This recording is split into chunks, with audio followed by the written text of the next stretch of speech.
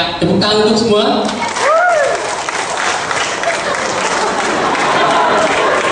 Tekniknya lucu ya. Assalamualaikum warahmatullahi wabarakatuh. Sebelum kita lebih lanjut, saya ingin tanya, ini gambar apa? Boneka apa ini? Yang tahu dapat hadiah buku.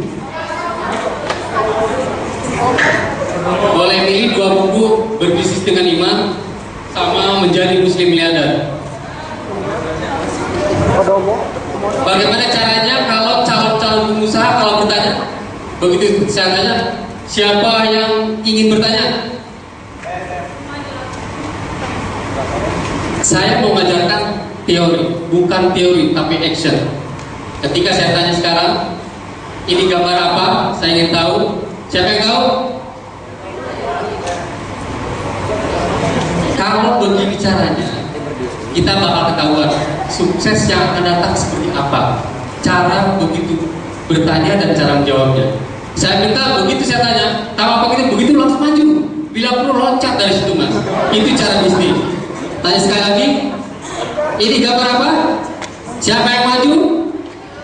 Ya, betul. Hanya untuk 2 orang loncat mas. Yang duluan boleh milih. Ini buku pertama Berbisnis dengan Iman, yang buku kedua Menjadi Muslim Miliarder. Banyak sana. Mungkin yang ada fotonya lebih mahal. Karena mungkin dijawab dulu pertanyaannya. Kan ditanyakan ini boneka apa? Ya, sampai lupa. Oke, boneka apa ini? Ya betul. Kemudian saya kasih yang lagu bestseller Menjadi Muslim Miliarder. Masnya harus, karena jawabnya saya tahu. Boneka. Ya betul, yaitu boneka Komodo. Salah satu konten yang dikerjakan oleh Hayashi Toysman waktu SEA Games dulu, yaitu boneka Komodo. Sebelum saya kenal lebih jauh, saya ingin menceritakan bagaimana seseorang yang membangun bisnisnya dari serba kesusahan, serba terbatas. Dia adalah orang yang susah, dari golongan yang sangat miskin. Dia membangun bisnisnya dari mulai SD, SMP, SMA. Bahkan dia setelah lulus SMA masuk ke fakultas kedokteran, dia daftar dan diterima karena dia tidak punya modal, tidak punya uang, sehingga dia gagal untuk masuk ke perguruan tinggi ini. Lalu dia coba ke IPB, masuk ke Fakultas Teknologi Pangan, lagi-lagi dia diterima dengan bagus, tapi karena dia lagi-lagi kendalanya biaya, dia juga tidak bisa masuk di IPB ini. Karena dia orang tuanya hidupnya adalah berjualan gorengan. Dia dari SD sampai SMA dia membantu orang tuanya menjuajakan dagangannya ke sekolah.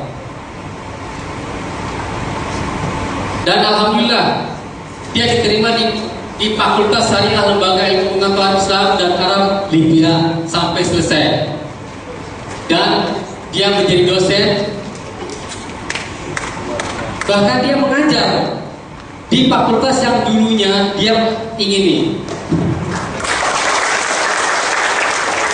Lalu siapa dia? Dia adalah orang Sukabumi. Dia belajar membangun impiannya dengan susah dari keterbatasan. Siapa dia? Ya, bukan.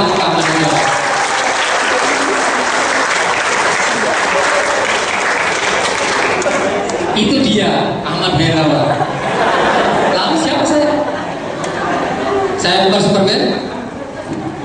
Dan saya juga bukan Wonder Woman. Karena terbukti saya laki-laki tulen, sudah punya anak 5. Berarti jangan diragukan kejantanannya. Tapi saya juga bukan belok, karena kulitnya hitam dan badannya agak gede-gede amat. Dan saya juga bukan Kapten Amerika, karena saya asli orang Indonesia. Meskipun orang Indonesia, saya bukan Gatot Kaca yang tulangnya besi, ototnya kawat. Tapi saya orang Jawa Barat, tapi saya juga bukan cepot, cecep yang kumpul. Lalu siapa saya? Saya bukan superhero seperti ini. Saya juga bukan superstar seperti Charlie Van Houten atau Arlie Peter Pan. Saya juga bukan supermarket.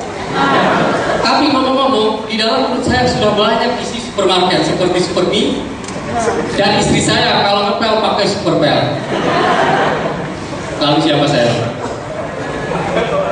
Nah ini dia. Kalau lihat di mall, ini yang membuat sofa, karpet yang sekarang lagi booming dan matras. Nah itu saya di belakang layar. Ngomong-ngomong, ada yang suka jalan ke mall? Ajukan tangannya. Ya, karena di mall itu kan lengkap ya. Ada makanan, ada minuman, ada pakaian, ada juga cabai-cabean. Kau mungkin nggak tahu cabai-cabean apa. Nah inilah saya selalu berada di balik boneka besar ini. Kegiatan saya sehari-hari beli bahan, kemudian memproduksi, dan saya menjualkan ke seluruh Indonesia. Saya owner Hayashi Toys, mereknya merek Jepang. Saat ini sudah memiliki mitra produksi 14, mitra CMT 42, dan mitra toko 86 mitra di seluruh Indonesia.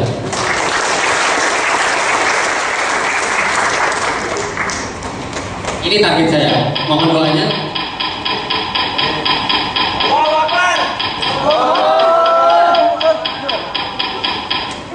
Ya, Hayashi Toys dalam 3 tahun punya target 360 toko. Jadi mohon doanya, katanya kalau doa dari orang yang teraniaya terkabul.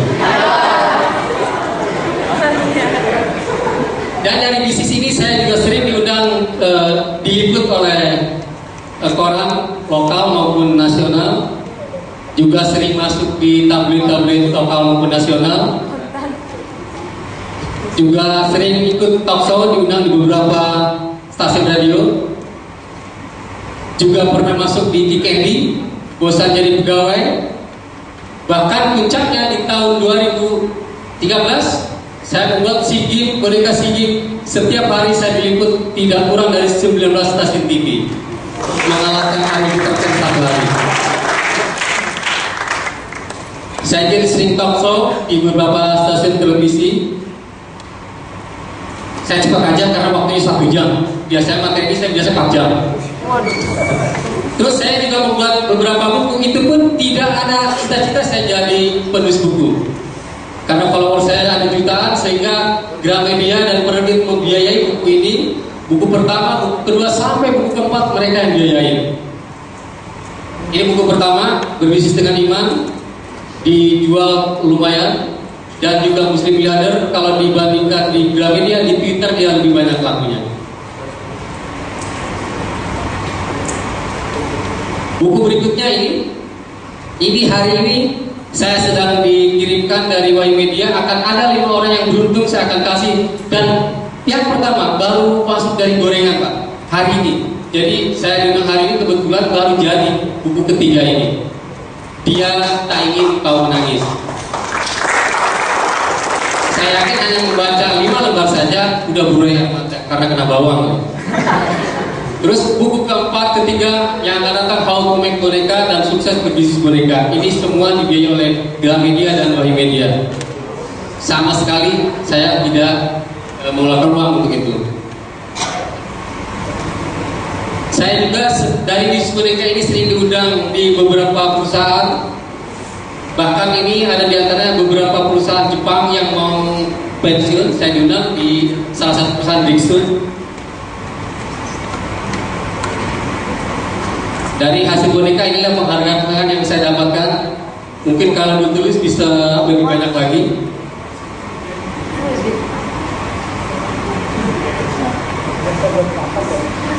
Nah ini, saya juga terima kasih hari ini sudah diundang oleh PKPU. Kami dengan PKPU sudah 2 tahun ini bekerja sama. Bahkan hasil dari penjualan buku, bukan keuntungannya, hasil dari penjualan buku semua saya dedikasikan untuk PKPU, untuk Basnas, dan untuk rumah zakat. Bahkan sebulan kemarin saya kerjasama dengan Basnas sudah mendirikan klinik gratis di Gunung Kidul, dan sudah selesai 10% lagi selesai. Nah itu dari hasil penjualan buku. Jadi alhamdulillah ya. Kalau dengan PKPU yang terakhir, kita membuat produk 1000 jamban. Tapi saya tidak bikin 1000 jamban, hanya satu. Cuma judul aja 1000 jamban biar keren. Ini di daerah Bogor sana, dan ini saya memberi support di sini sama Pak Akbar ya. Lalu siapa saya? Dari tadi kenalan bukan? Saya juga dari ibu yang ibu biasa melahirkan, terus dari kecil belajar merangkap, dari SD sampai SP saya di Jawa Barat sampai SMA.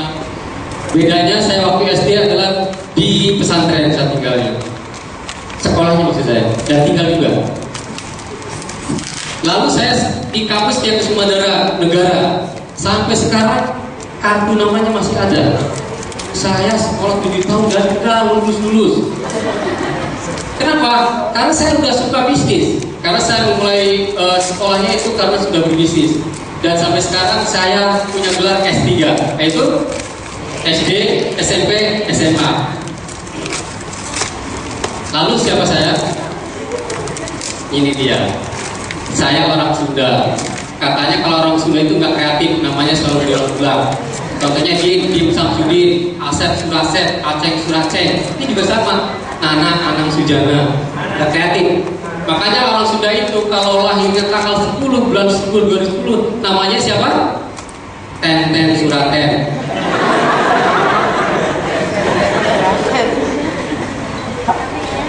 Ya, kita masih, karena saya di sini tidak begitu banyak menyampaikan materi, karena ini kan saya disuruhnya adalah mengisi sukses story. Jadi saya ceritakan masa-masa Gusme gak begitu menarik. Saya hidup di titik-titikkan. Jadi umur 7 tahun saya sudah ditinggalkan orang tua, sehingga saya 7 tahun sudah terpisah dari orang tua dan saya hidup pesantren. Saya nggak mau lebih dalam, saya biasanya nangis kalau gini. Nah ini kehidupan seperti ini. Bangun pagi dari jam 4 subuh, saya biasa ngambil rumput karena saya disuruh Ustadz itu memelihara kambing 5. Itu saya dari pagi sampai jam 7 pagi. Jam 7 saya harus sekolah SD, dan SD-nya itu di Cisarua sana itu zaman dulu itu sekitar 5-6 kilo saya harus jalan, bahkan tidak beralaskan kaki, tidak memakai sepatu. Grogi Pak, bapaknya lihat terus. Saya juga dari keluarga tentara. Bapak saya jadi didikannya keras, bahkan setelah ibu saya, orang tua saya meninggal, ibu saya menikah lagi. Jadi saya jadi anak tiri, dan begitu keras kehidupan saya. Bahkan mau jajan saja, itu kalau mau jajan susah sekali.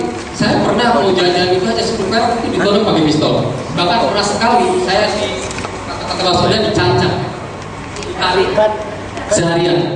Tapi saya tidak bermaksud untuk menjelekkan orang tua saya, karena bahkan saya berterima kasih dan tinggal orang tua saya itulah berbekas sampai sekarang.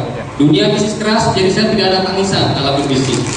Kalau Anda baca di buku 2 dan 3, itu sampai debt collector, sampai penculikan, itu kalau dimasukkan dalam drama itu sangat bagus. Cuma belum ada yang angkat saudara. Nilai hidup anak Sujana waktu kecil, kerja keras untuk mendapatkan keinginan. Jadi saya waktu kecil itu suka ngambil air itu di belah bisa 1 kilo Pak. Karena di Cisarua Bogor sana itu di daerah itu susah air, sehingga saya kalau ngambil air bisa 1 kilo 2 kilo. Saya menimba ilmu, terus saya nikmati rasa sakit. Kenapa ini menjadikan rasa sakit? Ternyata waktu saya kalau ngambil air, saya sering ketimpa tangan, bahkan kena air tangan saya itu karena keseringan.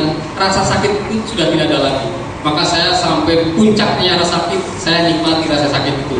Sehingga sekarang waktu di bisnis itu sudah biasa. Jadi kalau Anda mau berbisnis, siap-siaplah, karena bisnis tidak melulu enak. Jadi harus prosesnya lumayan. Saya dulu setelah remaja itu punya cita-cita ingin masuk ke Astra Suzuki Unity Tractor, yaitu otomotif, karena waktu itu menurut saya passion saya di situ. Padahal setelah saya tahu ternyata bukan. Ternyata passion saya bukan di situ. Ternyata itu adalah karena waktu itu laki-laki yang diingini oleh para mertua kerjanya di sini. Jadi seolah-olah gitu. Jadi saya masuk 3 kali berturut-turut dan ditolak terus.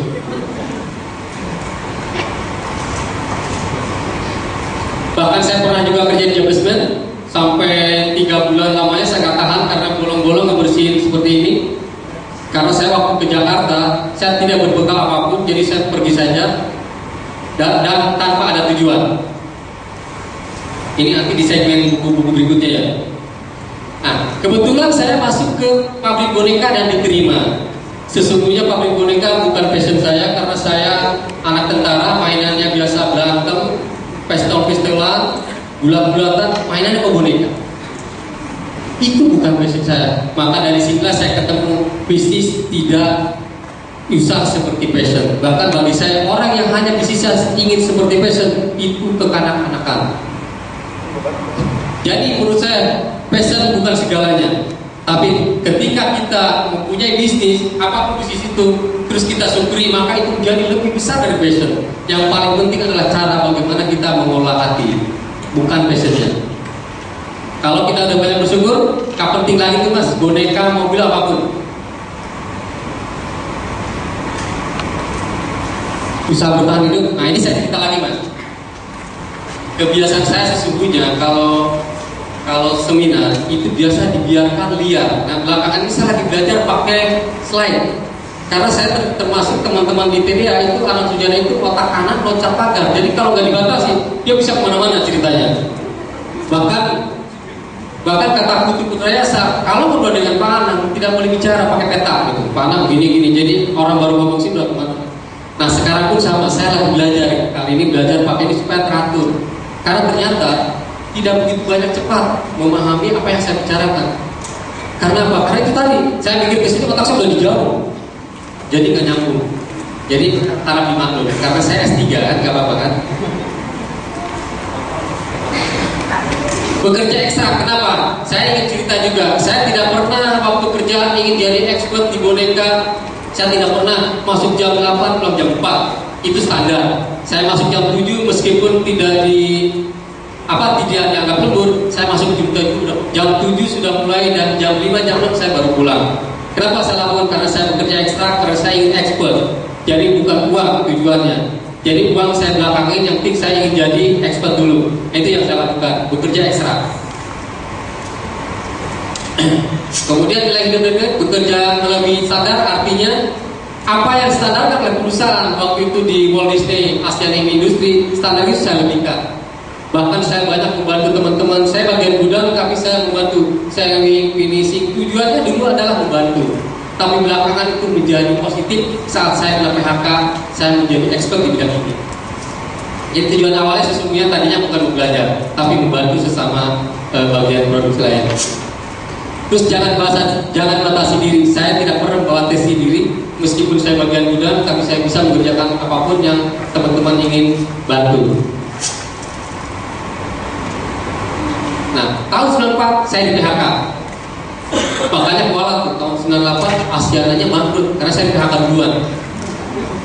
Padahal menurut saya itulah kita. Menurut saya sudah bagus bekerja, tapi memang itu cara Allah mendidik kita. Saya di PHK saat itu luar biasa. PHK membuat saya frustasi.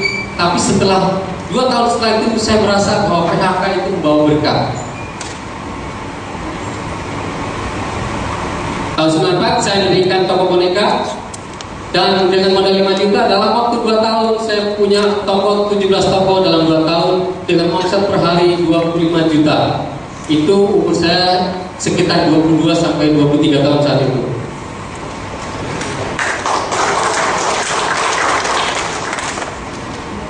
Nah, yang sering saya ceritakan tadi, nilai bisnisnya adalah passion. Kita jangan bergantung terhadap passion. Apapun yang kita punya pekerjaan hari ini, kalau kita kerjakannya dengan bagus, maka itu menjadi bisnis kita. Ternyata di umur 42 tahun saya baru ketemu passion saya, yaitu saya senang dengan ikan.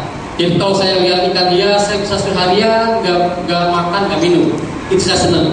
Akhirnya saya, karena kata orang-orang, bisnisnya sesuai dengan passionnya. Akhirnya saya memberanikan diri membuka ikan hias, dan alhamdulillah dalam setahun bangkrut. Jadi saya kembali lagi ke boneka karena memang saya sudah merasa mahir di bidang itu. Kemudian fokus dan cintai pilihan bisnis kita, apapun itu. Makanya di pabrik boneka itu setiap ada mahasiswa yang datang bingung. Kenapa? Karena rada aneh cara manajemennya.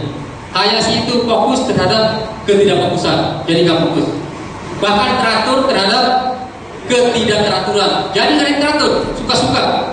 Nah, saking seperti itulah jadi susah kompetitor itu ngikutin kita, karena kita langkahnya ya suka-suka. Karena saya bilang ini hidup itu mainan, jadi kita jangan terlalu serius. Tapi kalau pekerjaan jadikan yang serius. Syukur, nah ini yang paling penting. Kalau orang sudah di tingkat ini nggak penting lagi sampai bagian apa, sudah tidak penting lagi. Kemudian jangan lari terhadap kompetitor. Padahal di sekolah kita diajarkan bagaimana strategi kita melawan kompetitor. Di Hayashi tidak ada di sini. Karena Pak Widodo salah satunya adalah kompetitor nantinya. Saya sedang menciptakan macam.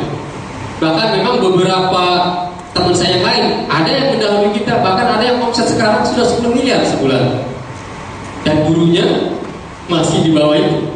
Kemudian ada anak kuliahan baru umur 22 tahun, Mbak Santi namanya, dia masih kuliah dan omsetnya 1,2 miliar sebulan, padahal modal pertama gabung dengan Hayashi modalnya 5 juta.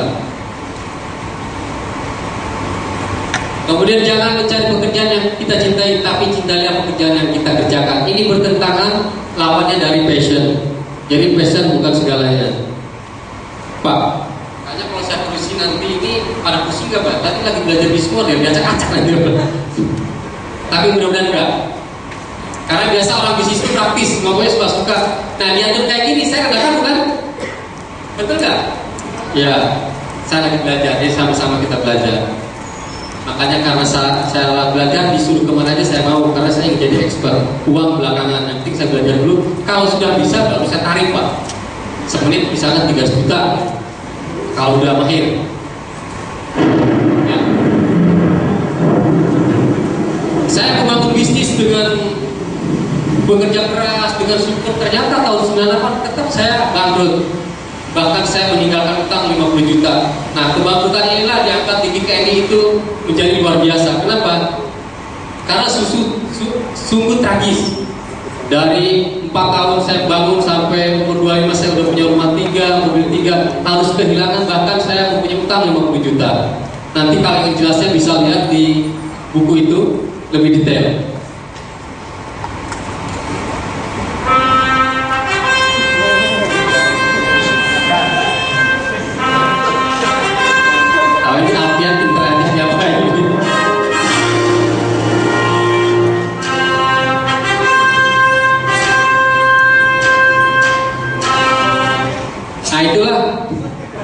Saya ketemu dengan berbisnis dengan iman. Kenapa? Ketika saya bangkrut di tahun 1998, bahkan saya punya utang, bahkan saya harus berurusan dengan debt collector, bahkan saya juga pernah diculik, bahkan saya pernah mau dibunuh, adik saya juga pernah mau dibunuh oleh debt collector ini. Karena zaman dulu tidak ada peraturan yang menghaluskan, pokoknya harus bayar. Bahkan anak saya yang kuliah di kedokteran terpaksa harus berhenti gara-gara debt collector ini, karena dirinya diganggu ke sekolahan. Itu luar biasa. Tapi saya menyikapi debt collector apa? Saya tidak pernah melawan. Karena kita punya utang. Utang ya harus dibayar kan? Ya kalau debt collector adalah biaya, Allah yang kirim, Allah juga yang mengizinkan. Jadi saya tidak melawan. Apapun yang dilakukan, yang menggentar, dia menelepon, meneror, sesungguhnya kalau saya lapor ke polisi, dia sudah dianggap bertentangan. Sebenarnya bisa saya menang, tapi bisa menang di dunia, bisa menang lawan debt, di akhirat saya tetap masuk neraka karena punya utang. Jadi saya lakukan adalah tetap saya tidak melawan. Akhirnya debt collector malah kasihan, jadi teman sampai sekarang. Jadi kalau ada yang punya utang saya bisa jemput dia tuh.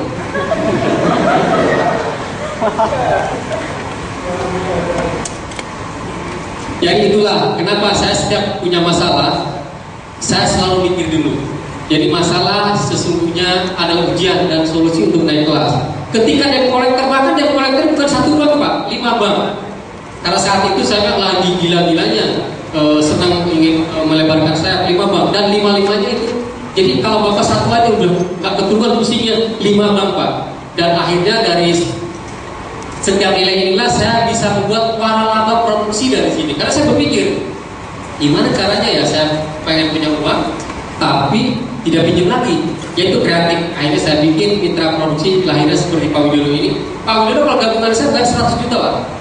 Jadi waktu itu dalam 2 minggu kita punya 14 mitra, jadi 1,4 miliar kita dapat dalam waktu 2 minggu.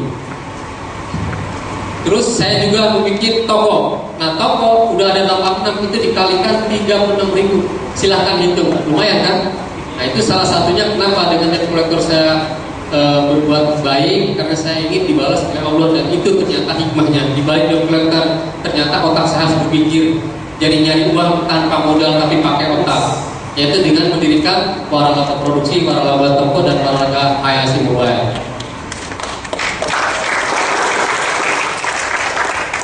Berbisnis dengan iman, bukunya saya nggak beriman amat kok.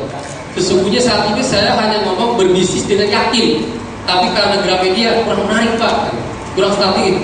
Berbisnis dengan iman. Nah teman-teman tuh nyangkanya saya tuh udah bener-bener kayak kiai gitu. Kalau enggak, orang kayak begini cicilan kayak apa ya? Nah akhirnya ya oke lah, karena demi bisnis saya bikin seperti itu dan lumayan laku. Bahkan bisa dari 2 itu mendirikan klinik yang harganya di atas 100 juta, membangun klinik untuk itu, dan gratis untuk masyarakat Gunung Kidul yang tidak mampu, dan hari-hariannya hayasnya biaya. Tidak semua hal bisa dilogikakan. Artinya apa? Waktu saya bangkrut punya utang 50 juta, dengan modal 500.000 saya bisa untung 250 juta dalam waktu 2 minggu. Nah itu yang sering saya ceritakan di beberapa stasiun TV dan koran. Tidak mungkin saya ceritakan sekarang karena itu perlu waktu panjang. Ini 2, ini juga.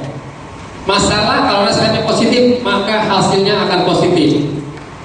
Masalah kalau responnya negatif hasilnya akan, ya kata orang Jepang, penelitian di dunia ini, di hidup kita ada 2 gen positif dan gen negatif. Katanya kalau kita mengasah gen positifnya maka gen negatifnya dorman atau tidur. Dan kebanyakan orang kita lebih banyak mengasahnya adalah negatifnya, sehingga yang positifnya tidur. Nah mulai sekarang mari kita asah yang hal-hal yang negatif saja, karena sesungguhnya yang negatif itu banyak membunuh kita sendiri. Nah kadang-kadang masalah itu kita belum tahu hikmah, yang belum tahu manfaatnya. Banyak misalkan dengan debt collector, kebangkrutan tahun 98, hikmahnya itu ada. Makanya karena saya sering mendapatkan beberapa hikmah, maka bisnis saya itu kadang-kadang suka-suka. Jadi saya tidak punya rencana. Banyak teman-teman yang ngomong, Pak, gimana cara merencanakan bisnis? Bisnis aja belum punya rencana, udah jalan aja dulu. Ibarat kayak kita mau ke kamar mandi, pernah nggak kita berpikir ke kamar mandi juga sukses nggak ya? Pernah berpikir nggak? Enggak kan?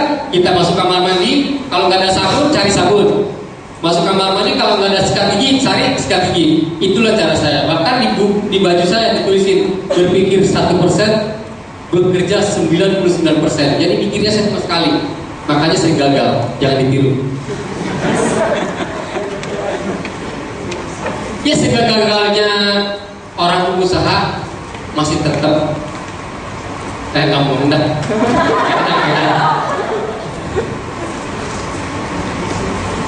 Nah ini yang saya ceritakan tadi, berbisnis dengan iman, dengan modal minus 50 juta saya dapat uang kasih sayang. Ini sebenarnya hadiah dari teman saya, yang sekarang teman saya itu omsetnya 10 miliar sebulan. Saya punya utang 50 juta ke orang ini. Terus saya bilang, bos saya bangkrut, saya nggak bisa bayar, gimana caranya? Terus dia bilang, saya senang sama lu karena lu orangnya jantan, gua kasih lu 500.000. Ini 500.000 sebenarnya buat kehidupan saya berhati-hati saat itu. Dan harus bayar 50 juta selama 5 tahun. Lu cari bisnisan deh. Nah dari situlah saya bisa untung 250 juta dan tanpa punya apa-apa dengan utang 50 juta. Apa yang saya lakukan? Saya pasrahkan diri. Bagian ikhtiar adalah bagian saya. Bagian saya bukan sukses. Kewajiban saya bukan untuk sukses, tapi ikhtiar. Wilayah sukses adalah wilayah Allah. Nah itulah saya serahkan sama Yang Maha Kuasa. Sehingga saat itu saya ada di Tambun, ada pabrik bangkrut, dan saya diundang. Disangkanya saya masih punya uang banyak, merasa lagi susah. Saya masuk aja. nilainya 450 juta. Padahal saat itu dolar mungkin angkanya 2.500. Dan saya masuk, teman-teman yang lain dari beberapa partai nawar, harganya 8.000, ada yang 3.000, 4.000. Saya masuk, saya nggak nawar. Berapa harga? 8.000 jadi. Dan saya menang. Dan itu belum berakhir, karena besoknya saya harus ngangkat dan harus sediakan uang 450 juta. Apa yang terjadi? Saya berdoa, ya Allah, pokoknya tujuan saya ikhtiar, bagian sukses bagianmu ya Allah. Jadi saya lakukan itu dengan keyakinan. Saya potongin barang-barangnya, terus saya bawa ke tempat saya ngasih tadi. Bos, saya punya barang bagus, mau nggak? Mau. Karena di pasaran dia nggak tahu kalau di pasar harganya 15.000, jadi 50%-nya. Terus saya jual ke dia berapa? 15.000, ada yang 22.000. Saya untung bisa 100%. Apa kata dia? Mau. Bos, kan saya punya uang. Dipinjemin lah sama dia 150 juta. Sampai jam 2 malam saya ketemu yang berikutnya, dapatlah 100 juta. Dan dalam satu malam sampai jam 2 saya dapat 250 juta. Besoknya saya angkat, tidak pagi-pagi. Karena kalau pagi-pagi selesai sore harus bayar 40 juta. Jadi apa yang saya lakukan, saya angkatnya siang. Terus kalau ditelepon sama orang kaya, jangan mau nggak diangkat, tunggu kok, kan ngambil uang di bank susah. Jadi saya pulang. Jadi angkatnya saya jam 4, begitu sampai 250 juta saya angkat. Terus saya jual 15.000. Untung saya berapa persen? Ada yang 22 saya jual. 100% lebih saya untungnya. Jadi selama, singkat cerita, selama seminggu saya angkat dan dapat 450 juta, terus saya jual, saya juga untung 250 juta. Ini ceritanya selama 2 minggu. Ada yang bisa? Ya, tepuk tangan untuk Anda semua. Karena saat itu saya kepalang tanggung kok Mbak. Bu, Pak, kepalang tanggung. Wong saya nggak punya apa-apa, mau ngapain lagi? Di penjara, sama-sama susah. Jadi kepepet saat itu yang bikin saya yakin. Dan alhamdulillah ternyata dalam waktu 2 minggu saya untung 250 juta. Dan saya langsung bikin 2 karyawan, bikin produksi. 2 tahun kemudian produksi saya mencapai 105 orang. Jadi cepat sekali perkembangannya. Ini sehingga saya sampai 105 orang. Dan omsetnya dari 250 juta sebulan, ya sekian dah. Saya pernah ceritain di Edi, besoknya orang banyak datang semua. Jadi saya nggak mau cerita, sekian aja. Pokok angkanya di angka MM. Makasih mas-mas.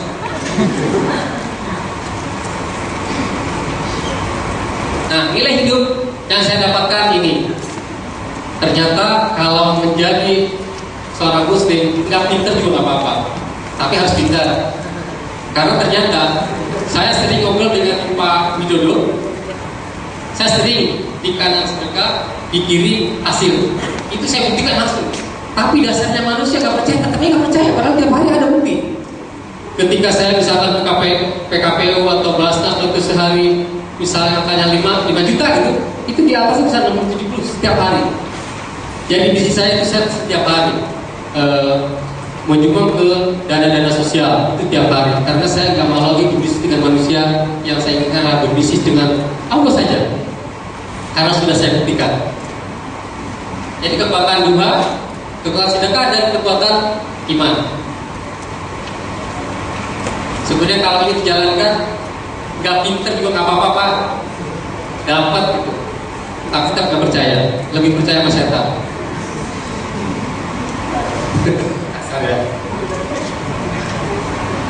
Nah, saya ingin masuk materi sekarang, tapi materi sedikit sekali. Saya ingin membawa kita bagaimana cara membangun mimpi. Ada 7 langkah yang saya lakukan. Banyak orang ingin sukses tapi tidak terwujud. Kenapa? Bisa jadi dia mimpinya asal-asalan, bisa jadi tidak punya mimpi. Misalnya mau ke Jakarta, mau kemana ke Jakarta? Atau ditanya mau kemana? Kemana aja? Lu nggak pernah sampai ke Jakarta.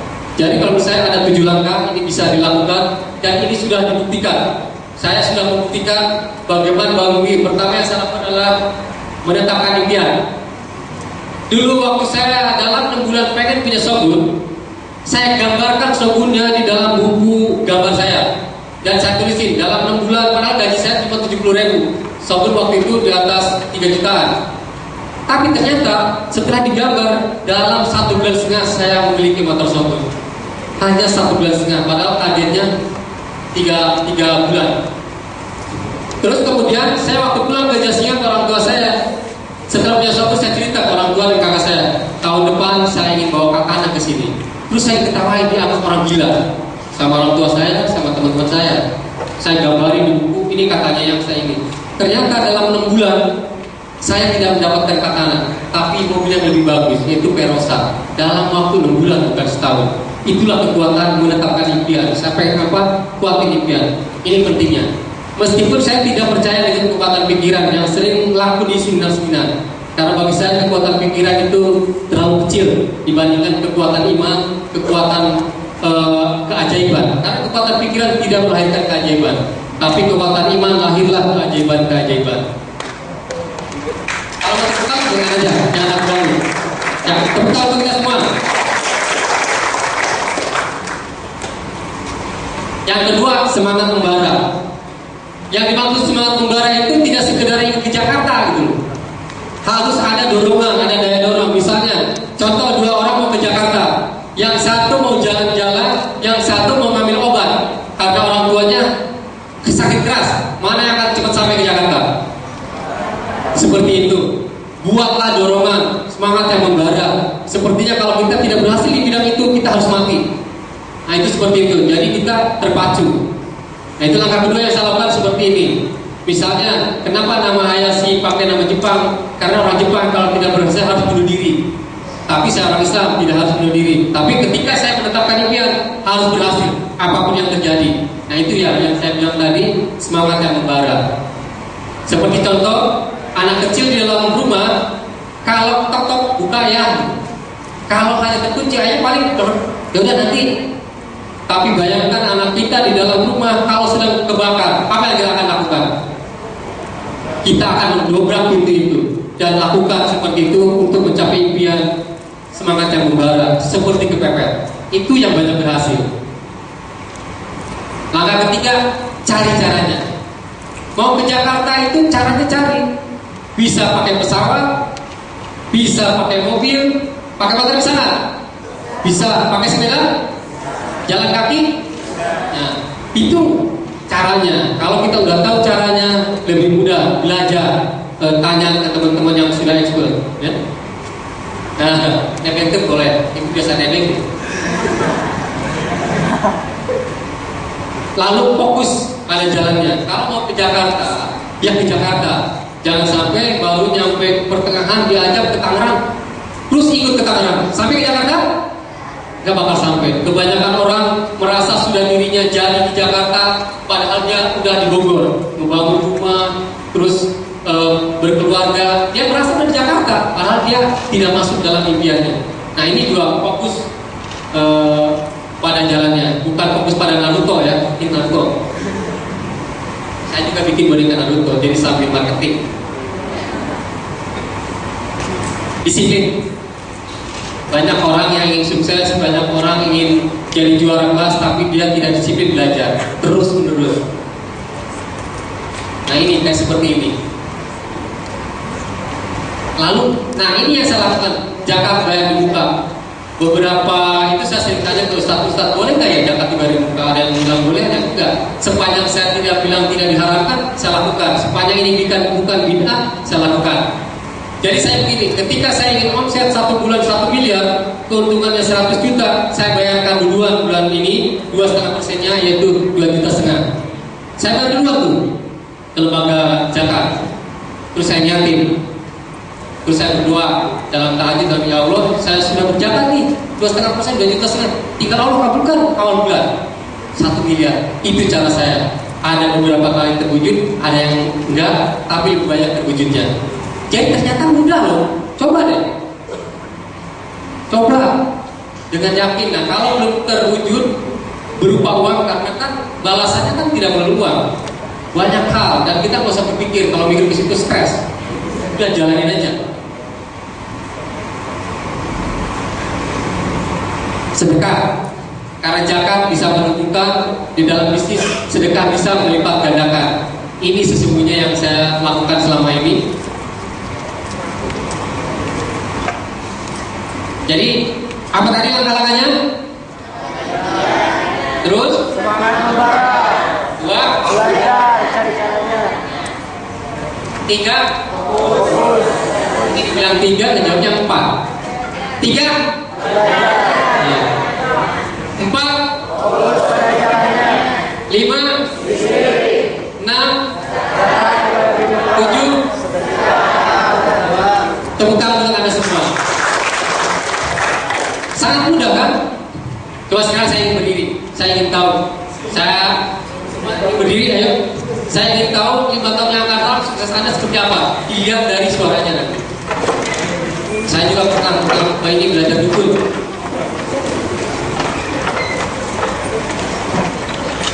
Oke, tangannya di atas semua. Tangannya di atas semua. Saya ingin, kalau saya bilang apa kabar, maka jawabnya sukses. Kita sukses ingin besar, ini doa. Terus kedua, karena mau sukses kita harus punya semangat. Semangat. Lalu, bisa? Contoh, apa kabar? Ya. Ayo kita hitung. 1, 2, 3. Apa kabar? Ulangi. Sekali lagi, apa kabar? Sukses, semangat. Ya, terima kasih, tepuk tangan Anda semua. Ya. Sampai di sini ada yang masih bingung atau ada yang mau ditanyakan? Tapi sebelumnya kayaknya ini Atau bingung semua? Ya, atau bingung semua. Enggak, saya pikir materinya sangat banyak dan dipadatkan, jadi mungkin nanti ada beberapa yang perlu ditanyakan aja. Cuman untuk supaya tidak ngantuk, cuma saya ingin tanya kabarnya lagi. Apa kabar? Kayaknya mic-nya salah ini.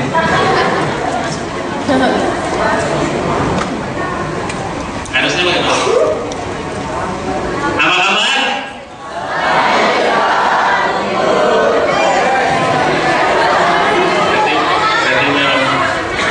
Emang dia maunya sama orang gue itu, Pak. Oh gitu, boleh kita panggil lagi deh kalau Panggil aja, panggil, Pak. Kan, sini kan, Ini kan? Baik, nanti setelah ini akan ada sesi tanya jawab. Bagi yang mau bertanya nanti Ini silakan. kan tukang, jadi kan. Ada ngantuk. Nah ini harus ada yang aslinya nih. Ayo bagi silakan. Saya juga ada lupa tadi. Yang mana ya? Oh yang mana nih? Anaknya yang mana? Oh gitu. Gimana Pak? Mau yang mana Pak katanya Pak? Yang mana aja? Oke. Yang awal aja ya. Yang awal. Masih lupa? Masih. Masih. Oke kita cek semuanya. Apa kabar semuanya?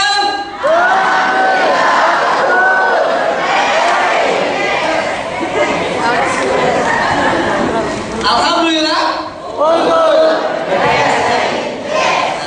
Sekali lagi ya.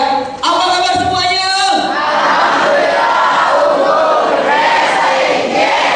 Ya boleh tepuk tangan untuk kita semua. Silakan. Ada yang cerita berdaya asing, yes. Berdaya asing, berdaya saing. Gimana? Mungkin langsung kita buka sesi tanya jawab aja mungkin. Ya, boleh. Ada siap untuk tanya jawabnya? Pak, belum Pak, tenang Pak, tenang. Saya tahu ini boneka. Tenang Pak. Ya mungkin berapa banyak Pak? Berapa pertanyaan? 20 menit. Berapa pertanyaan dulu? Berapa dulu? 3 dulu kali ya? 3 dulu. Oke, siapa yang 3? Tadi sudah dikatakan oleh Pak Anang Sujana bagaimana kalau mau hadiah? Bagaimana caranya mau hadiah?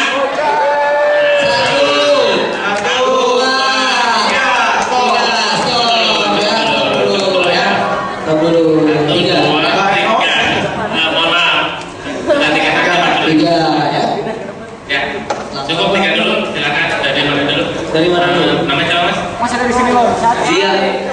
Ini loh Pak. Mana loh? Mas Dia. Apa ya? Siapa yang mau ini? Deden Lokor. Gimana? Ya, baik. Assalamualaikum warahmatullahi wabarakatuh. Saya ingin bertanya, dalam membangun sebuah bisnis, terkadang ego kita tuh kan pengennya itu bisnis milik kita sendiri, dan bahkan dalam bisnis itu sendiri ada yang dibangun secara tim. Nah, yang mau saya tanyakan, enaknya tuh bisnis itu dibangun secara sendiri atau dibangun secara tim? Terima kasih. Oh iya, boleh. Membangun sendiri apa tim? Itu kan pertanyaannya. Yang penting dapat duit. Tim boleh, sendiri boleh. Bisnis itu tidak ada aturan. Jadi jangan banyak pikir. Kalau mau jadi tim banyak ya lakukan. Kalau sendiri juga boleh. Karena ada contohnya yang sendiri sukses juga ada. Yang bangun tim juga ada. Jadi di mana saja enaknya. Karena rumus bisnis itu tidak ada langkah yang pasti. Ya, puas, mudah-mudahan puas. Dan sebenarnya pertanyaannya panjang, jawabannya sederhana. Boleh sendiri, boleh rame-rame, asal menghasilkan. Karena bisnis rame-rame kalau menghasilkan juga bubar juga. Betul? Betul aja deh. Selanjutnya. Ya, bismillahirrahmanirrahim. Saya Hanifah, Pak. Ya, saya Hanifah dari UNJ. Hanifah ya? Iya, Hanifah tahu nggak nanti tiga tersisa di akhir dunia? Udah tahu. Silakan lanjut. Nanti jadi gak fokus nih, Kak. Ya. Lanjut.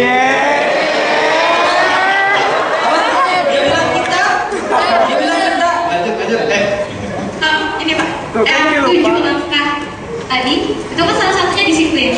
Dan di awal ketika Bapak menceritakan bisnis Bapak nih Hayashi Toys ini sangat unik, anti mainstream kalau buat saya. Tadi disiplin gitu ya, tapi ternyata Bapak disiplin terhadap ketidakfokusan dan disiplin terhadap ketidakteraturan. Ya benar, itu disiplin. Nah, teorinya adalah ketika kita membangun usaha harus termanajemen gitu. Nah, saya berpikir gimana caranya sesuatu itu yang tidak teratur dan tidak fokus itu malah bisa berkembang dan semakin maju gitu, Pak. Terima kasih. Saya tahu jawabannya. Kenapa berkembang? Karena Bapak ini bisnisnya pakai bidding pool. Langsung ya, Langsung Pak. Itu tadi memang kita nggak ada rumus. Bahkan orang-orang kampus itu sering menyelidiki kita manajemennya. Tahu nggak Mbak, sopir saya kalau habis ngirim setelah masih banyak waktu apa yang dilakukan? Tidak merokok, tidak ngopi, langsung ngejahit, langsung itu. Jadi di Hayashi semua orang bisa melakukan semua hal. Jadi saya tidak tergantung, bahkan saya kemana-mana jalan, produksi jalan terus. Kenapa? Karena setiap orang bertanggung jawab terhadap dirinya sendiri. Karena di Hayashi itulah seperti itu. Dan membangunnya itu kekeluargaannya tinggi. Bahkan di sana banyak yang, mohon maaf, yang cacat, yang itu banyak kita terima, ibu-ibu sama itu. Dan ternyata bisnis saya itu tadi, memang bisnis saya nggak hanya mata pita, nggak hanya uang dulu. Jadi agak sulit. Ketika orang manajemen lihat keuangan saya, bingung kan? Habis sholat, duit saya tinggal 5 juta, disediakan semua. Buat produksi pagi-pagi jam 8, gimana nanti? Pokoknya Mbak pasti pusing.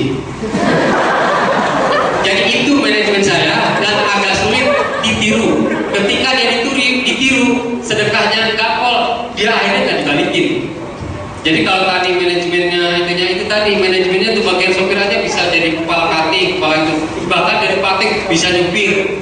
Ini karyawan saya kita kayak Mas Alfian bisa di komputer, kadang-kadang nyupir juga, kadang-kadang jago web juga. Bahkan Mbak kalau punya perusahaan, dia juga jago tukang merusak komputer, entah apa namanya, hacker, dia jago juga. Nah itu asisten saya itu. Tepuk tangan buat Mas Alfian. Mas, lambaikan tangannya Mas. Lambaikan tangannya. Udah nyerah. Cukup puas ya. Mudah-mudahan nggak puas juga. Nggak bakal puas deh.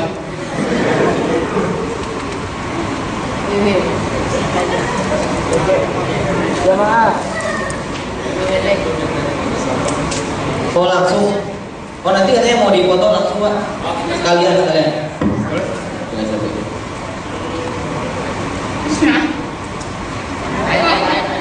Nah, mungkin ini gara-gara saya nggak tahu diri minum kopi cuma berapa tetes. Maaf, pertanyaan saya kan dari tadi yang pengusaha itu laki-laki ya. Jadi mungkin saya sebagai perempuan saya juga ingin bersedekah. Yang pertama, saya selalu pikir bahwa kalau perempuan bersedekah itu ada statement bahwa kita harus minta izin sama suami karena seolah uang yang kita terima itu bukan uang kita. Itu yang pertama. Lalu yang kedua, saya nggak mau gitu kan, kita sebagai ibu rumah tangga harusnya kan mengelola keuangan dengan benar. Nah,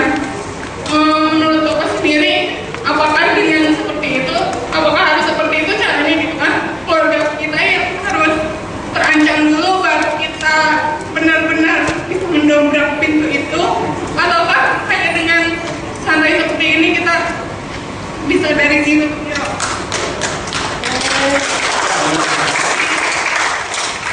Yang pertama tadi sedekah, izin suami apa enggak? Sebaiknya memang izin. Karena itu suami kalau memang nanti ada di dua keluarga ada yang hatinya rada bengkok, sedekahnya nggak jalan. Jadi saya selalu melakukan apapun saya ngomong istri dulu. Tapi saya pernah maksa waktu itu pernah. Ini kisah saya. Waktu gajian saya tinggal 2 jam lagi, saya butuh uang 50 juta. Di dompet saya tinggal 5.000. 5.000 kan 15.000. Terus apa yang saya lakukan? Saya tanya istri, "Mah, sedekahin dong ke sebelah rumah itu." Kata istri saya, "Mau, gajiannya nggak ada." Kalau gitu, silakan sama dompet-dompetnya kasihin ke sana. Jadi saya paksa langsung sama dompetnya. Dalam 2 jam pertolongan datang dan gajian pun terlampaui. Dan di Hayasi, Mbak, tiap bulan gajiannya itu tidak pernah mikir besok mau gajian sekarang ngumpulin, enggak. Sekarang gajian sekarang ngumpulin. Nah itu makanya pusing deh kalau ke Hayasi. Kayak jangan belajar ke sana. Yang kedua apa tadi? Itu tadi harus izin. Kalau kedua, ya dua-duanya harus belajar ngaji bareng-bareng. Semoga dua-duanya kalau sudah terbukti sekali biasanya akan terus. Kedua apa tadi? Yang kedua itu apa ya? Yang kedua apa ya, Pak? Kirain catat. Saya cerita aja gitu kan, apakah memang harus terancam terus gitu kan? Merasa harus terdesak, terancam dulu gitu. Sebaiknya memang posisikan kita terdesak. Karena orang yang sudah punya segalanya, anak orang kaya. Nah ini ada juga, kalau ingin jadi kaya itu ada 3 syarat. 1, orang tua kaya, anaknya jadi. Kedua, istri kita kaya, suaminya juga. Atau kerja keras sendiri. Karena rata-rata orang laki-laki kaya jadinya istri yang kaya juga. Makanya kita nggak bagian. Saya terutama, karena saya orang miskin, jadi saya harus membangun diri. Nah itu. Terus yang kedua, pertanyaan yang baik yang ketiga. Biasanya anak orang kaya itu pertama adalah pemboros. Terus cucunya orang kaya biasanya perusak. Bapaknya tadinya bekerja keras, menaikkan begitu kaya, anaknya biasanya dikasih orang tuanya, kasih handphone tiap bulan ganti. Terus kasih laptop, apapun diganti, sehingga daya tahan dia terhadap kehidupan lemah. Akhirnya kalau orang tuanya kaya, anaknya pemboros, dia akan lahirkan cucu perusak. Bisa jadi dia nanti ke narkotik karena uang ada jadi nggak benar. Jadi saya kira meskipun kita punya uang untuk beli mobil yang mewah, beli mobil yang cukup saja. Kalau kita juga bisa memakai sepatu 6, beli 1 saja. Anda nggak percaya? Sepatu saya nggak tahu hanya ini, masukin kayak ini, masukin ini dan ini sampai sekarang. Jadi saya ceritain, Pak. Jadi saya tidak pernah tidak pernah mau terlibat dalam penampilan apapun. Saya cuek. Bahkan sepatu 3 tahun. Saya juga saya mau. Saya MC di mana-mana sepatunya 1, aku pakai 1 saya. Mungkin kelihatan. Mas suka merokok? Apa? Suka merokok nggak? Suka. Nggak suka, ya mukanya kayak aspal. Bercanda mas, bercanda. Saya memang kalau bercanda juga serius. Itu jujur, Pak. Itu jujur. Gak apa-apa. Suka bercanda, tapi candaan saya kadang-kadang serius. Iya. Gak apa-apa. Ya, lanjut. Ada yang ketiga ya? Masih ada pertanyaan, Pak? Coba saya tanya dulu, ini siapa di dalam? Ada. Coba tanya. Oke, masih ada, Pak? Kasih dulu hadiah dulu. Masih ada dulu. Oke, kasih hadiah dulu. Pak, mau hadiah nggak? Nggak, terima kasih. Silakan nih Pak, untuk 3 orang pertama. 3 ya. Mau Silakan, Mas. Jadi dapat hadiahnya. Jadi nih. Dan buku ini baru hari ini saya launching dan ini baru diantarkan tadi oleh Pak. Makasih. Dan jika ini boleh ditulis atau buku kedua atau buku yang pertama sekali. Apa, Pak? Tahu? Maju juga enggak, ye. Maju juga enggak, ye. Oke boleh. Kasih. Nah ini bukunya, makasih ya. Kasih. Dibaca mas. Aku tahu kenapa orang Mau fotonya tahun 90-an apa tahun baru Pak? Kalau baru. Oh. Ada beberapa versi ya. Mas senyum, Mas. Udah. Banyak nih apa? Buku. Mau dipoto juga? Difoto dulu dong Pak. Kalau ini nggak boleh rangkulan haram. Biar suksesnya dolar tuh. Amin. Amin. Satu lagi, Mbak. Buka atau boneka? Boneka aja ya. Buku. Buku yang ini apa yang ini? Ini.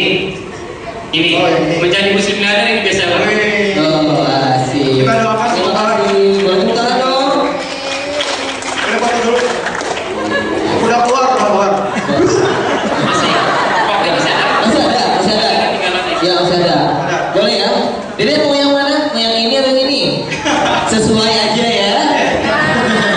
Oke, masih ada satu penyanyi lagi boleh? Ayo. Satu, dua Pak, nggak apa-apa, dua Pak. Pak, wakil laki-laki. Nah, cukup. Cukup satu, dua. Kok jadi empat? Nggak apa-apa ya? Bapak. Mewakili laki-laki. Mewakili laki-laki. Nanti ngiri nanti. Mewakili laki-laki. Dari mana dulu? Sini dulu deh, paling banyak. Gimana Bu?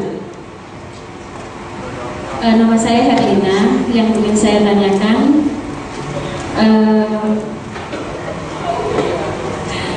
bagaimana cara kita untuk Ini saya terkembang ya, pasti. usaha yang saya jalani, usaha kipa, dan anak saya juga sedang bersama jilbab yang saya pakai termasuk. Yang saya ingin tanyakan, bagaimana cara kita memupuk semangatnya itu Pak. Kadang-kadang kita ada motivasi, apalagi dengan acara-acara seperti ini, tapi ada juga saatnya kita down. Ketika down seolah-olah apa ya, buntu gitu Pak. Nah, bagaimana pengalaman Bapak yang tadi sudah disampaikan sih sebenarnya ya, tapi saya ingin lebih kepada kisah nyata Bapak dan pengalaman Bapak, karena walaupun kecil-kecil kita sudah berusaha melakukan usaha ini, bagaimana kita mendobrak itu Pak. Nah, itu yang penting sekali saya rasakan. Kadang-kadang semangat itu jadi membuat kita tidak bisa berpikir. Itu yang saya tanyakan. Tanyanya aja, jawabannya sederhana. Bagaimana cara semangat? Ya semangat aja, nggak ada kata lain. Sederhana, semangat saja. Karena kadang-kadang manusia ini tambahannya, jawabannya itu sebenarnya. Kadang-kadang kita itu malas, siapapun malas. Tapi orang hebat itu dia melawan rasa malas. Saya juga sering malas. Jadi saya lakukan meskipun malas, saya lakukan meskipun saya ragu, saya lakukan meskipun saya tidak yakin. Yang penting itu action. Ya jalan aja. Begitu mau jualan jilbab, bagaimana cara jualannya? Cara ininya begitu banyak teori. Ibu jualan aja, begitu mentok belajar gitu. Belajar bagaimana cara jualannya, belajar. Nanti kalau terlalu banyak pikir nggak bakal jualan. Percaya ya mas. Pokoknya jalan dulu, mentok baru mikir. Jangan mentok dulu, mikir terus. Kelamaan. Kalau saya itu tadi punya tagline-nya 1% berpikir, 90% bekerja. Bekerja. Nggak perlu cerdas tuh, jalan aja. Begini ada istilah, rezeki kita ada di sini. Ibu salah jalan ke sini. Kalau ibu istiqomah, jangan kaget tukang bubur bisa naik haji. Dikisin tukang bubur yang sini. Yes. Jadi kita percaya ke situ. Oke Bu ya, jangan ditambahin cukup. Jadi hadiahnya tidak bisa pilih yang kedua. Boneka Pak? Boneka ya? Bonekanya milih. Pilih boleh. Buku nggak boleh, Buku karena nggak boleh. 3-4 lagi. Kalau buku wajib beli. Beli 38.000, hasilnya untuk PKPU, untuk Basnas, untuk rumah zakat. Luar Insya Allah biasa. membaca juga buat itu. Dan bukan hanya keuntungan, semuanya Bu. Bukan hanya keuntungan, semua bukunya. Ibu, ini aja buku saya. Wah, nggak usah. Ibu silakan mau pilih yang mana Ibu? Yang mana? Bonekanya yang mana? Bonekanya pilih. Bonekanya. Ibu dalam hitungan 3 nih, batal nih. Ya. Ayo. Nih, ayo. Yang warna pink, ibu banget. Oke, boleh difoto Pak? Bu, boleh difoto Bu? Boleh difoto. Jadi ibu ini bagaimana cara semangat gitu ya? Selama wanita masih bisa hamil. Bagus. Oke, terima kasih. Selanjutnya Pak. Mas, mau bayar mas? Siap. Assalamualaikum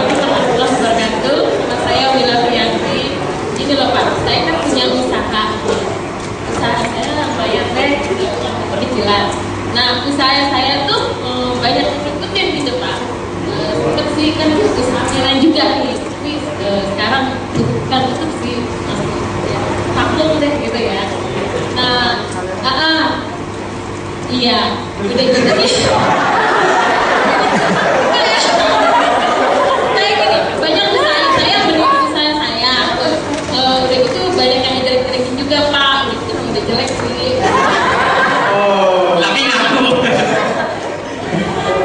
Ya, banyak yang jelek-jelek gitu. Jadinya gimana gitu untuk bangkitin lagi gitu. Marketingnya lagi usahanya biar berjalan kembali. Sekarang sudah mulai tapi belum semangatnya belum membara gitu. Ya rata-rata pertanyaan panjang jawabannya sederhana.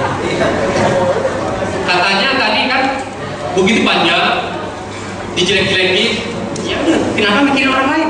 Pikirin produksi kita. Saya dijelekin orang, diomongin, gak peduli.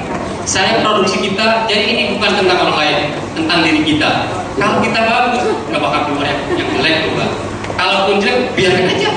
Emang gue pikirin. Jadi menurut saya, jangan pikirin orang lain. Begitu otak kita pikirin orang lain, maka konsentrasi kita di bisnis kita akan pudar. Kalau saya lakukan adalah berpikir untuk saya sendiri, orang lain terserah dia. Paham? Nggak ada intinya. Fokus terhadap ketidakfokusan. Gini aja Pak, saya mau nambahin Pak. Tadi kan caranya bagaimana untuk membangkitkan. Caranya adalah ibu ikut pakai kebangkitan bangsa. Kalau bangkit tadi udah cerita, Ibu tadi udah cerita. Kita ada kalanya malas, lakukan terus. Yang penting itu malas tetap lakukan. Misalkan malas jualan, sampai malas jualan tetap maju terus. Gak usah beli orang lain. Omongan kita, orang itu gak penting. Jadi tentang diri kita. Iya betul Pak. Jadi bagaimana cara mengurangi kemalasan? Ya semangat gitu. Iya betul. Bagaimana caranya untuk mengurangi kerewetan ya dikurangi aja. Sebenarnya kadang-kadang pertanyaannya juga sudah dijawab sendiri. Kenapa malas ya jangan malas. Ya. Kenapa diomongin orang lain? Pas itu dengan orang lain. Apa betul Pak? Sederhana. Semangat. Bu, Hadiahnya apa Bu? hadiahnya apa? Buku tidak boleh lagi. Buku ini ya, buku ini. Boleh kaca. Mereka Boleh. Pilih yang mana? Mau kodok? Kodok ya. Usaha loncat-loncat jangan Bu. Aduh. Berikutnya. Oke. Selanjutnya. Tapi terlebih dahulu deh kayaknya bagusnya. ya, Ya. laki-laki dulu. Lagi-lagi dulu. Oh iya. Ini nanti hadiahnya ada Mau difoto, deh. Ini mau difoto dulu katanya. Boleh, boleh. Pak mau difoto dulu. Ini udah capek berdiri katanya Pak. Bu. Pak, hati-hati Pak, dompet Pak. Hati-hati, Pak.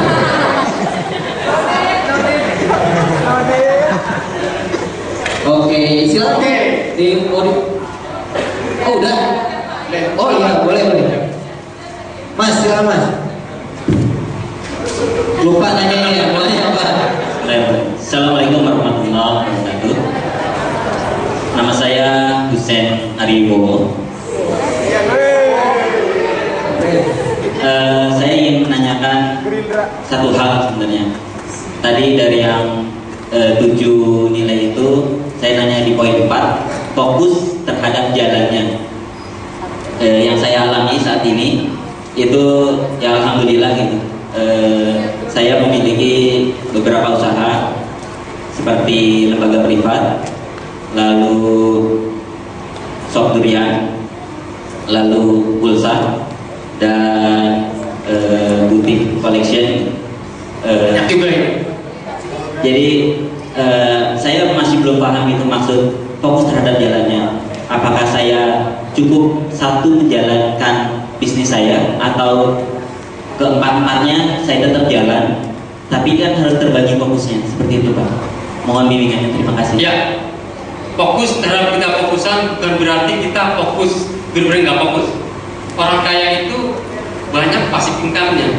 Ketika saya bisnis boneka, saya juga harus punya properti. Ketika saya bisnis boneka, saya juga punya royalti dari itu. Ketika bisnis boneka ada bisnis lain, misalkan menjual waralaba itu juga adalah satu. Jadi kalau di bisnis tidak ada kata baku. Jadi kata saya boleh ngawur, boleh apa, karena setiap orang punya caranya masing-masing berbisnis. Nah yang dimaksud saya fokus itu ketika kita mulai usaha, fokus dulu satu. Ketika sudah mulai jalan, bisa expert, mulai bikin satu.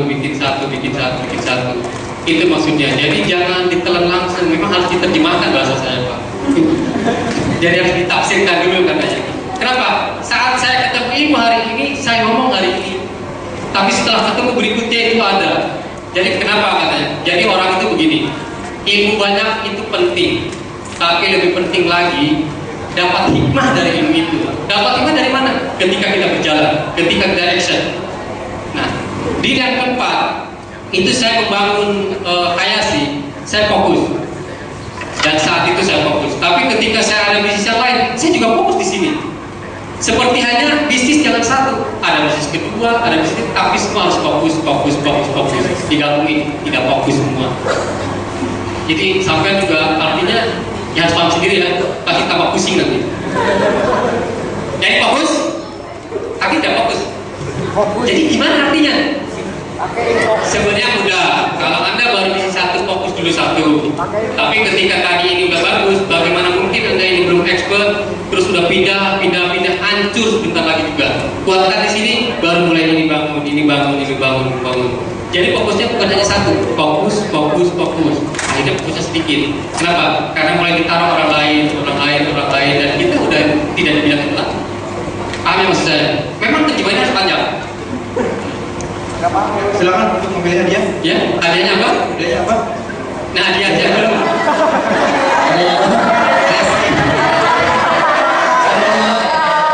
Hadiah untuk Mas ini adalah nanti ikut syuting video klip Azan Maghrib. Kenapa Mas pilih apa Mas? Pilih mas. Aceh mas masih jomblo atau udah menikah mas? Akan segera asik dong. Yang mana nih? Ya boleh. Oh boleh. Iya, fotoin ya. Aku fotoin nih. Mas, dimasukin nih kayaknya nih. Oke. Siapa namanya?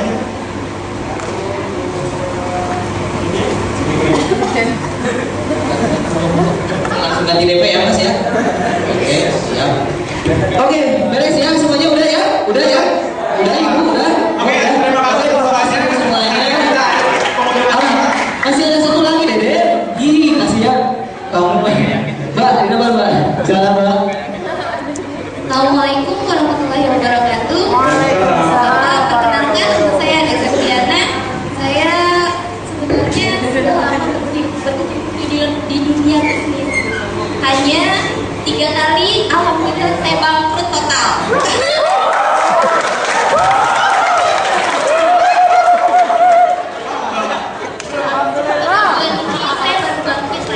Sama dong. Sayangnya karena 3 kali gagal Belum aja bisnis, aku udah keluarga pasti. saya sudah tidak bagaimana mengatasi itu sementara Bapak pernah mengalami. Maksudnya ketika kita bangun tidak mendukung. Karena saya mulai baru, mereka nggak mendukung setiap saya. Karena nggak percaya. Karena pasti apa bagus sih lagi. Itu? Apa sih? Itu sering kita lakukan. Jadi bukti yang paling bagus itu bukan dengan kata-kata yang paling bagus. Yang paling bagus itu buktikan kalau Anda bisa.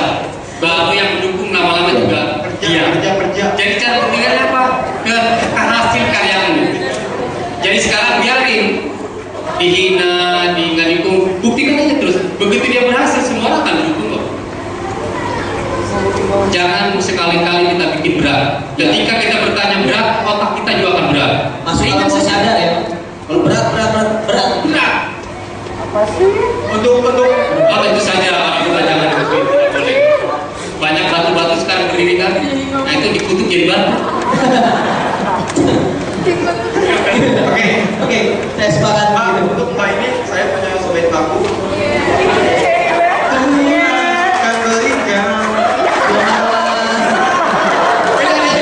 Mbak, silakan Mbak, pilih. Mau yang mana? Alhamdulillah kita bangkrut.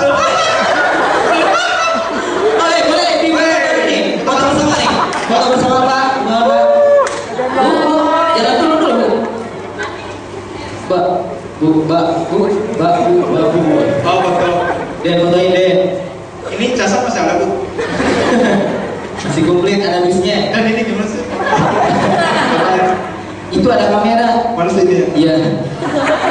Gak punya BB, gak punya Android. Dodi.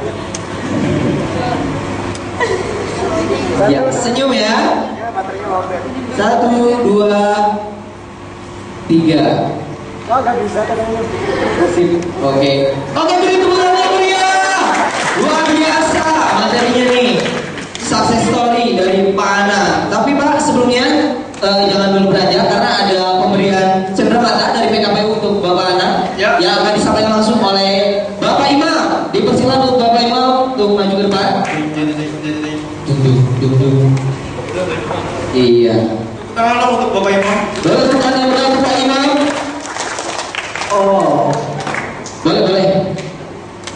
Bapak Imam ini pasti saudara dengan pelatih Indonesia Ahmad Darmawan. Bapak bicara Pak. Iya. Astagfirullah. Iya. Imsak ah. Bapak Imam. Baik Pak, iya banyak biasa nih. Bentar, buka dulu. Pak Imam hati-hati dompet Pak Imam.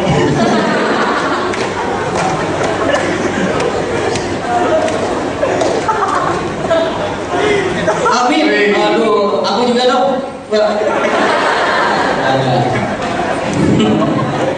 Oke, terima kasih Pak Imam. Luar biasa. Boleh sekali lagi beri tepuk tangan yang untuk Pak Ana Sujana. Luar biasa. Pak, ngomong-ngomong masih ada boneka? Ada satu. Siapa yang bisa jawab berapakah umur kuda pangeran di Penogoro? Ini. Bisa sini. Ini Pak buat bawa saya ke Bandung gitu Pak. Oh terserah. Ini bukan acara saweran, dilempar aja gimana sih? Enggak ya? Oke, gimana lagi nih sekarang? Kita haturkan terima kasih ya ke Bapak Ana. Terima kasih terima jasa pengelola terima kasih Pak Ana. Oh iya, boleh minta nomor kontak ya? Boleh minta nomor kontak. Ini ada yang mau jadi reseller ya Bang? Boleh. Buat MC. Buat MC. PKPU juga ini tadi saya janji 3.000 sama ini ya. Oh, asik. Kalau buat MC-nya kasih pertanyaan dulu Pak. Oke, siap. Oh, mau dikirim. Terima kasih Pak. Jasa Melanda Sirande mau dikirim. Kirim di Bluetooth. Alamatnya kirim. Rumahnya enggak Pak? Bisa, siap. Kirim ke alamat email saya Pak, dedenmujahid@gmail.com. Oke, oh iya. Jasa Melanda. Aku dapat. Jadi harga 25.000 ya Pak Widodo, makasih ya. Mudah-mudahan kita ketemu lagi. Amin. Iya benar.